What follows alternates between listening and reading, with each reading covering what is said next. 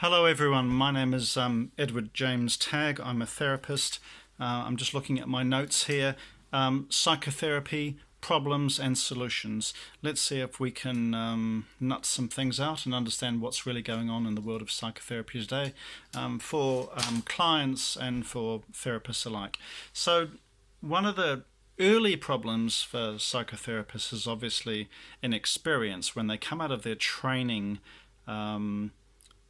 it's just hope that that'll be the right career for them. And if you're a client and you're wanting to go to a therapist who's new, sometimes that can be unsettling. So that's an early problem. So one of the difficulties with that is that wisdom and life experience is so hugely important, but you can't teach that. You can't take it intravenously. It's just one of those life things. So after a while, some therapists will just learn that possibly their life background and experience might not have been so conducive to actually having a career in therapy, and they may change and become a life coach or do other things. But so it's kind of a calling. So that's one of the early problems for psychotherapy generally. And if you think about universities and they want to get their pass grades up and have a good reputation, and they're taking undergraduates and people from high school and college, the difficulty for them is they've got to pass them, but sometimes compassion, love, understanding, anger, and all these issues, not everybody's cut out for that essentially. So being a therapist is actually quite a tall order, and as I explain this, hopefully over time it'll kind of sink in what it's all about. So one of the other big problems for therapists generally is linguistic style and personality, and from my experience, some therapists can come off a little bit quite head-centered, intellectual. So heart center is so hugely important, and with that really comes the desire to help and to be of service to humanity in your community. So there really must be some essential love in your heart, and you have to process certain feelings in order to get to that higher state of wanting to serve. So if you're coming from a very intellectual or an antagonistic style with your clients, that can be a bit of a problem, and also in developing trust, which is hugely important in the early stages. Trust building is very, very huge. So with my clients, sometimes in the very, very beginning, I might even have to modify my language and say dear or honey, or sort of help that client really feel connected, loved. You're trying to create a happy, safe space, as they say. So there needs to be the heart intention, that can't be underestimated or understated. It has to be the first and foremost the main reason why you're wanting to help people. And also, if you're looking for a therapist, the heart connection, it really needs to be there. It needs to be obvious. It needs to be the main desire. Why would you want to assist in someone else's journey if it was just intellectual, or if it was just bolstering your own, your own CV or whatever you want to call that? So heart-centeredness, fully loving and being available is hugely important as a therapist. The other thing that's a real big problem is when you get into the deeper issues with your clients. When a therapist feels some antagonism or anger or frustration from the client, a therapist really needs to know how to weave a path through that.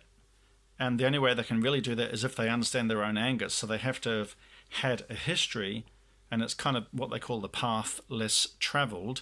They have to have a history of working on their own stuff, their own issues. So cathartic, crying, tears, and processing emotions at a very deep core level, even self-hatred or guilt and shame. All of those things have to be processed by the therapist, ideally, before they can teach and help anybody else. So it really, really also helps if the therapist has also had a really challenging life history themselves, where they've had to overcome huge challenges.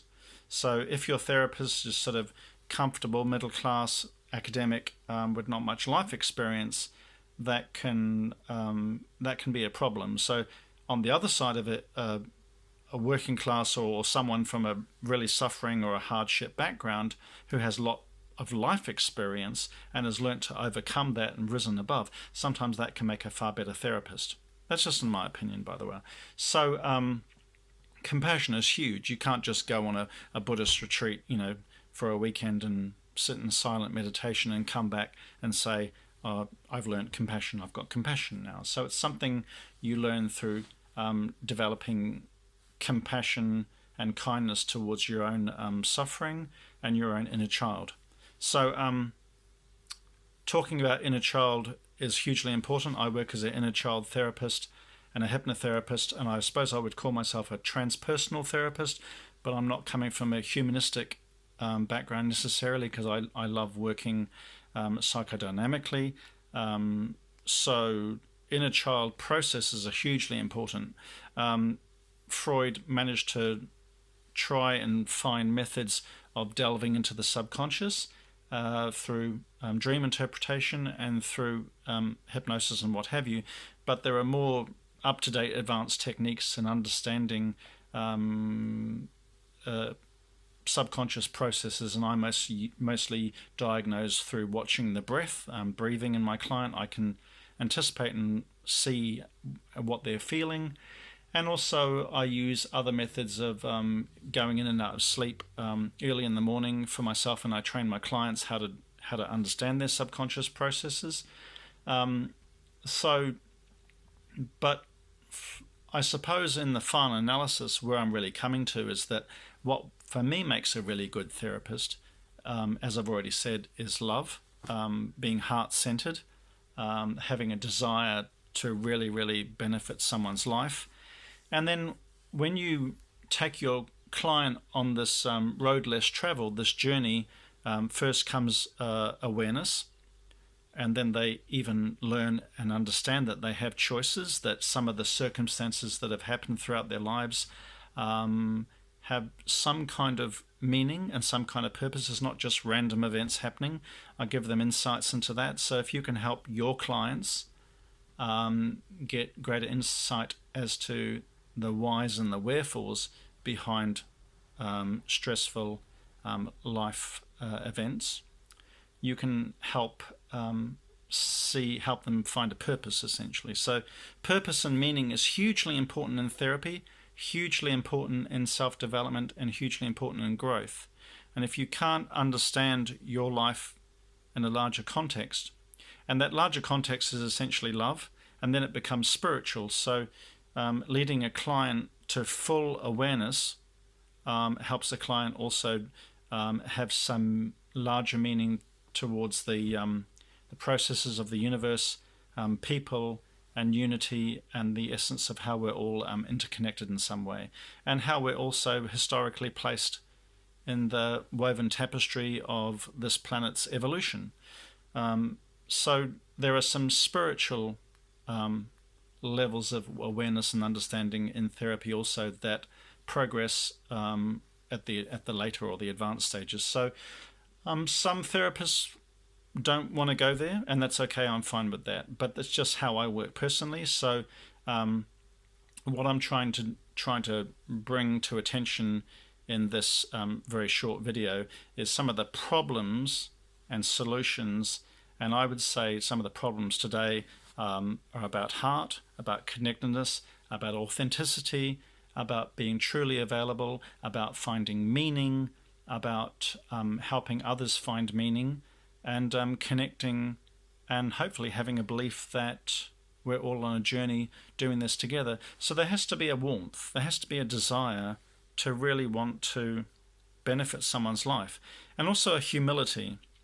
Even if we've got numerous amounts of PhDs, or I've traveled and worked in Los Angeles and London, but it's so very, very important to have humility, to understand that sometimes we might have a client and we learn more from them that we could ever learn just on our own personal journey. So we're all involved in this interconnectedly. I also work spiritually. So sometimes I might receive a feeling, or in essence, which you could call clairvoyant or psychic. So sometimes I'm operating purely on intuition, sometimes I'm using logic, and sometimes I'm feeling my way. Sometimes I watch my client breathing, and I'll anticipate and I'll feel a level of awareness that they're having. So it's very important that therapist and client are working together in this intuitive process. So that's just a short snippet of some of the difficulties of psychotherapy and possible solutions. So if this helps you, all well and good.